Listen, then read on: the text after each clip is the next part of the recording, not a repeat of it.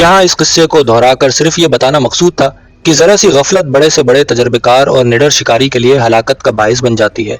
और जैसा कि आपने शमसुद्दीन खां के वाक़े में देखा कि चंद लम्हों की नींद ने उस बदनसीब शख्स को हमेशा की नींद सुला दिया। चुनांचे रात 2:30 बजे उस भयानक जंगल में शेर की लाश के पास में खड़ा यही सोच रहा था कि क्या करूं और क्या ना करूं। शेर की लाश छोड़कर जाना भी हिमाकत थी। क्या पहले बता चुका हूं कि मुर्दार खोर जंगली जानवर उसका हुलिया बिगाड़ देते हैं और दिन चढ़ते ही चीलें और गिद्ध नमूदार हो जाते हैं। मुझे बारहा इस अमर पर शदीद हैरत होती है कि इस कदर घने जंगल में जहां सूरज की किरण को भी दाखिल होने के लिए इजाजत दरकार होती है, चीलें, कौवे और गिद्ध किस तरह किसी जानवर या इंसान की लाश का सुराग लगा लेते हैं।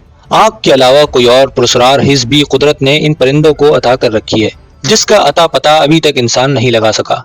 बहरकैफ ये तो तय था कि रात का बकिया हिस्सा भी मुझे जाग कर और हर तरह चौकन्ना रहकर काटना पड़ेगा, वरना पलके झपकने की सूरत में मेरा खात्मा भी उसी तरह यकीनी था जिस तरह शमसुद्दीन खां को आदमखोर ने चीर फाड़ कर बराबर कर डाला था। मेरी निगाहें बार बार मांची गांव की सिमत उठ जाती कि शायद अब कोई आया और अब जलती हुई लालटेन मुझे नजर आए, लेकिन बेसूद ऐसे मौकों पर इंसानी हवास भी खूब खूब करिश्मे दिखाते हैं और फरेब नजर तो इतनी सरत से बार बार होता है कि अकल माऊफ होकर रह जाती है। बखुदा सच कहता हूँ कि कई मर्तबा साफ साफ नजर आया कि सामने से कोई आदमी हाथ में लालटेन थामे चला आ रहा है, फिर यकलख्त लालटेन भी गायब हो गई और आदमी भी गायब हो गया। बाद अज़ां वही घुप अंधेरा। कभी ऐसा मालूम होता है कि किसी ने मेरा नाम लेकर आवाज दी है। मैं चौंक कर इधर उधर देखने लगता, मगर वहां कौन था जो आवाज देता। हवास की इसी शोबदागरी को कमजोर दिल और तवाहुमात के मरीज भूत प्रेत की कारस्तानियां समझने लगते हैं। इन इलाकों के लोगों में भी सदियों से ऐसे ही किस्से कहानियां मशहूर हैं और ये लोग तो यहाँ तक यकीन रखते हैं कि बाज रूहें ही आदमखोर शेरों और चीतों के रूप धार लेती हैं और उनको मारना किसी इंसान का काम ही नहीं। इस मकसद के लिए ये लोग पुजारियों की खिदमात हासिल करते हैं और पुजारियों का काम यह है कि इन गरीबों को जादू मंतर के बहाने मुसलसल लूटते रहें। अब लतीफा यह था कि इस मर्तबा खुद पुजारियों ही के एक तबके का एक आदमी आदमखोर के हत्थे चढ़ गया। बखीरा के बारे में मुझे बताया गया कि वो पुजारी था और उसके मारे जाने से न सिर्फ गांव के लोग सहमे हुए थे बल्कि खुद पुजारियों की भी सिट्टी गुम है और ये लोग आदमखोर से बचने का कोई उपाय ढूंढने की फिक्र में हैं। दरअसल मेरी छठी हिस्स ये कह रही थी कि जो शेर मरा हुआ इस वक्त मेरे कदमों में पड़ा है वो आदमखोर नहीं है बल्कि कोई और दरिंदा है जो अपने शिकार के ताक़ुब में इधर आ निकला और मेरी राइफल का निशाना बन गया।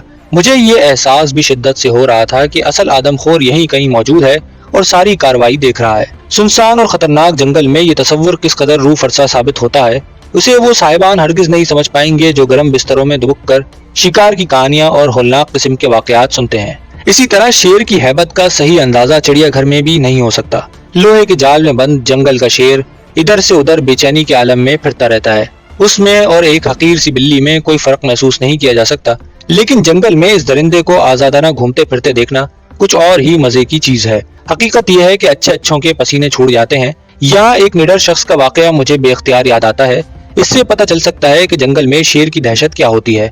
महाराजा ग्वालियर एक मर्तबा किसी बड़े अंग्रेज अफसर के साथ मैसूर के जंगलों में शिकार खेलने आए और मुझे उनकी मायत में रहने की फीस 3000 रुपए दी गई। मेरा काम सिर्फ इतना था कि इन दोनों बड़ों को जंगल में ऐसी जगह ले जाऊं जहां शेर आसानी से मिल जाए ताकि साहिबान मचान या हाथी पर बैठे बैठे शेर पर गोली चलाकर अपना शौक पूरा कर लें।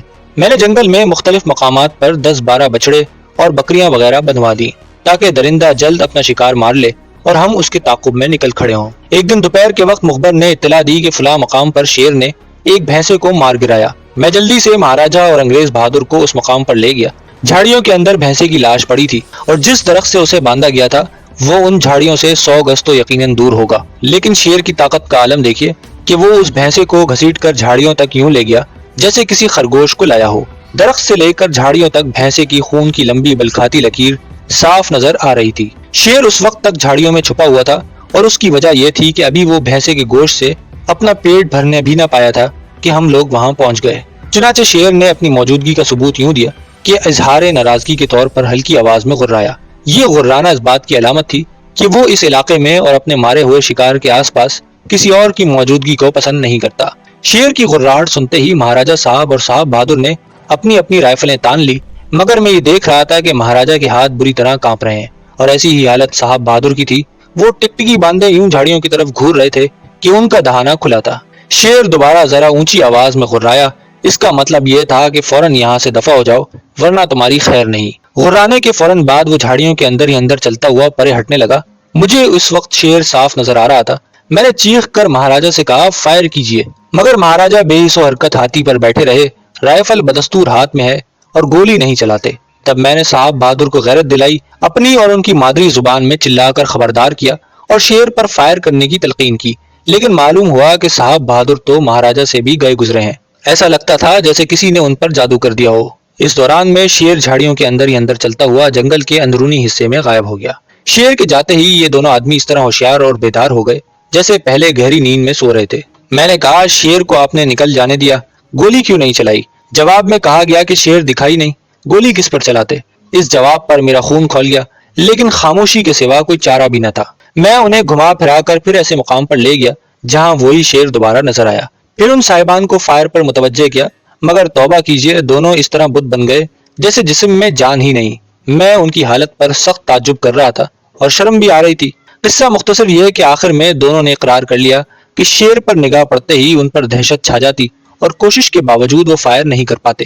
اس واقعے سے آپ کو اندازہ ہو سکتا ہے کہ شیر بلا شرکت غیر جنگل کا بادشاہ ہے، اور اس کے رعب اور جلال کا یہ عالم ہوتا ہے کہ بعض اوقات ہاتھی بھی اس کا سامنا کرتے ہوئے کتراتا ہے۔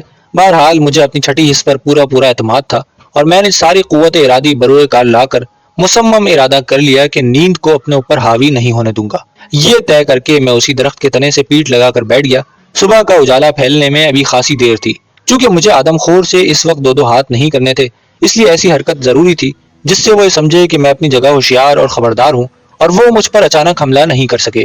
یہ سوچ کر میں نے بھری ہوئی رائفل اپنے قریب ہی رکھ لی اور جیب سے تمباکو کی تھیلی، ماچس کی ڈبیا اور پائپ نکال لیے۔ پائپ میں تمباکو بھرا، تیلی جلا کر پائپ سلگایا اور آہستہ آہستہ کش لینے لگا۔ تمباکو کی خشکی بھی نیند اڑانے میں اپنا کردار خوب ادا کرتی ہے، چنانچہ چند ہی کش لگانے سے محسوس ہوا کہ نیند تو غائب ہو گئی ہے اور طبیعت بھی چست ہو گئی ہے۔ کوئی پونا گھنٹہ بخیر و عافیت گزر گیا۔ جنگل کی وہ زندگی جو شب کے سناٹے میں بھی بیدار و متحرک رہتی ہے، عارضی طور پر اپنی سرگرمیاں معطل رکھنے کے بعد رفتہ رفتہ دوبارہ واپس آ رہی تھی۔ دور اور نزدیک سے جھینگروں کی آوازیں، جن میں وقفے سے مینڈکوں کا ٹرانا بھی شامل تھا، میرے لیے بے حد مانوس تھا۔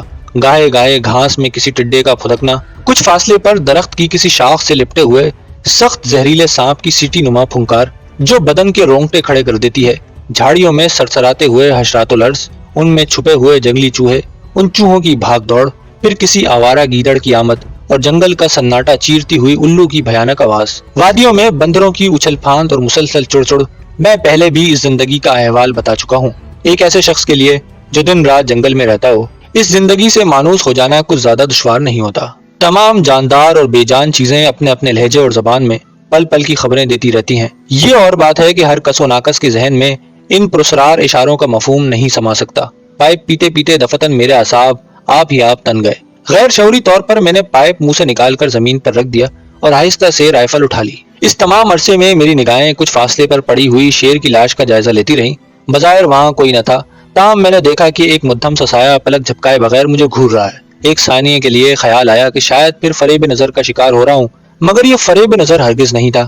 کوئی پرسرار متحرک اور جاندار شے شیر کی لاش کے قریب موجود تھی اور اس سے پیشتر کہ میں اپنی طرف سے کوئی کاروائی کروں، ایک ہولناک گرج کے ساتھ یہ متحرک جاندار شے میری طرف آئی۔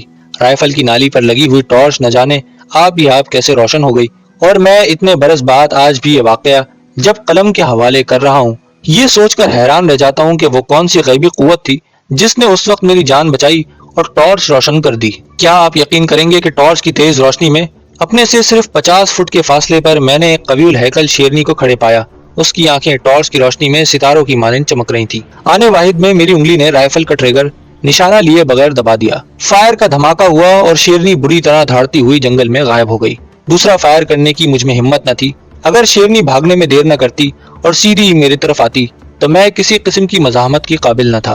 خیال ہوا کہ یہ وہ شیرنی ہوگی جس کا نر میں نے ہلاک کر دیا ہے اور وہ اس کی تلاش میں ادھر آئی تھی۔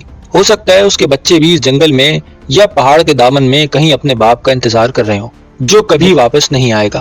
اس کا مطلب یہ تھا کہ میں نے خواہ مخواہ ایک آدم خور کے دھوکے میں ایک ایسے شیر کو مار ڈالا جو اپنی شیرنی کے ساتھ اس علاقے میں رہتا تھا، مگر اس کا کیا ثبوت تھا کہ وہ آدم خور نہیں تھا؟ جوں توں کر کے صبح صادق کا اجالا پھوٹا۔ اب نیند کو مزید روکنا میرے بس میں نہ تھا۔ میں وہاں سے اٹھا اور مانچی گاؤں کی طرف بھاگنے لگا۔ گاؤں زیادہ دور نہ تھا، مجھے صرف 3 میل ہی تو جانا تھا۔ ندیوں کے مقام اتصال سے گزرتے ہوئے دائیں ہاتھ دور تک پھیلی ہوئی اونچی گھاس میں مجھے شبہ ہوا کہ کوئی جانور چھپا ہے۔ मैंने आओ देखा न ताओ अंधाधुंध फायर कर दिया। एक बड़ा सा गीदड़ फजा में उछला और धड़ाम से घास में जा गिरा। गीदड़ की चीखों से जंगल गूंज रहा था। मैंने करीब होकर देखा तो वो आखिरी सांसें ले रहा था। गोली उसकी गर्दन में लगी थी और खून का फवारा गीदड़ की गर्दन से निकल रहा था। मुझे अपने करीब पाकर उसने आखिरी बार दांत दिखाए और उछल कर हमला करना चाहा, मगर 1 फुट से ज्यादा ना उछला गया। दूसरे लम्हे वो अपने ही खून में लथपथ बुरी तरह चक्कर खाता हुआ सर्द हो गया। दुम अलबत्ता कुछ देर तक थरथराती रही। मांची गांव में अभी तक आग के अलाव जल रहे थे और झोंपड़ियों के बाहर ऊंची ऊंची खारदार झाड़ियां जमा थी, ताकि आदमखोर झोंपड़ियों में आसानी से दाखिल न हो सके। कहीं कहीं तेल में भीगी हुई मशालें भी धड़ धड़ जल रही थी। मैंने नजदीक पहुंचकर दीने को आवाज दी। चंद लम्हों बाद एक झोंपड़ी में से दीने ने जवाब दिया कि वो आ रहा है। उसके बाद वो झाड़ियां हटाई गईं जो दरवाजे पर ढेर थी। फिर दरवाजा खुला और दीना बाहर आया। उसने मेरी तरफ खौफजदा नजरों से देखा और अपनी जगह खड़ा रहा। मैं समझता था कि वो दौड़कर मेरे इस्तकबाल को आएगा, मगर मुझे मायूसी हुई। इतने में दूसरी झोपड़ियों में से भी आदमी बाहर आने लगे। सब के सब मुझे देखकर हैरान हो रहे थे और जब मैंने एक कदम आगे बढ़ाया तो वो दहशतज़दा होकर पीछे हट गए।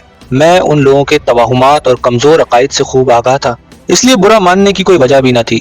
साफ जाहिर था कि वो अपनी दानिश में मुझे आदमखोर करने वाला बना हुआ करार दे चुके थे और अब गोया मैं भूत बनकर उन्हें डराने आया था। औरों को तो मैंने कुछ न कहा, अलबत्ता दीना को डांट कर अपने करीब बुलाया।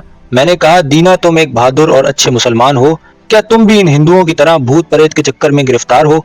बड़े शर्म की बात है, तुम मेरी खबर तक लेने न आए। मैं रात भर सूली पर टंगा रहा।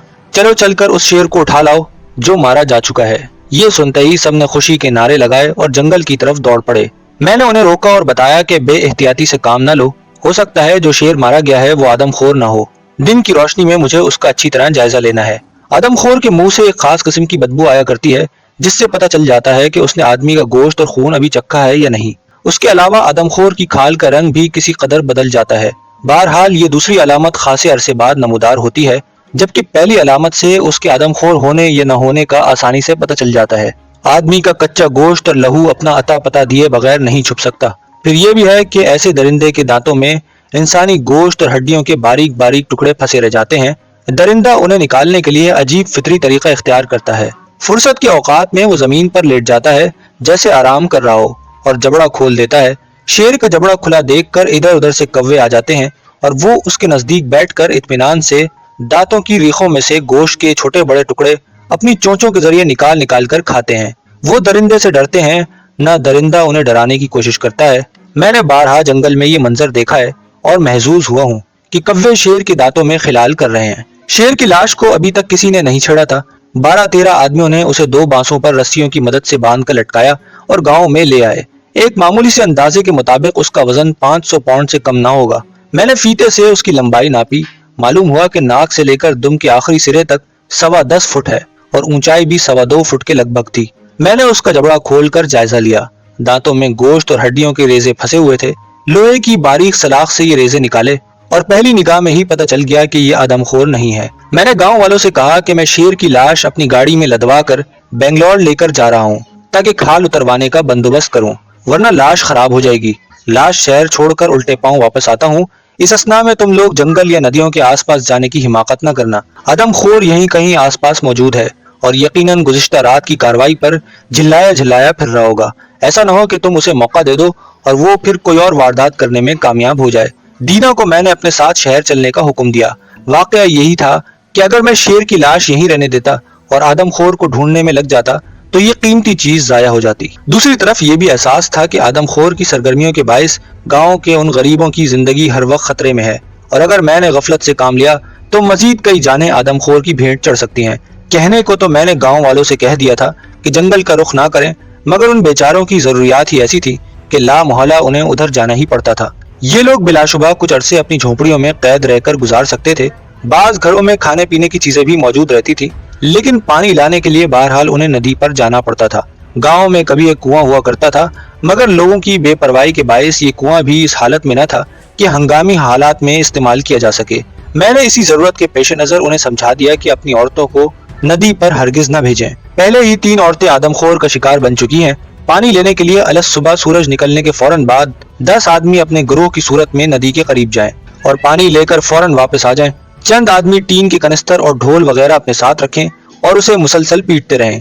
तजर्बा शाहिद है कि कनस्तर और ढोल की आवाजों से दरिंदे खौफजदा हो जाते हैं اور پھر نزدیک نہیں آتے۔ درندوں کی عام طور پر اور مردم خوروں کی خاص طور پر یہ عادت ہے کہ صبح سورج نکلنے کے فوراً بعد اپنی کچار یا کمین گاہ سے باہر نہیں نکلتے۔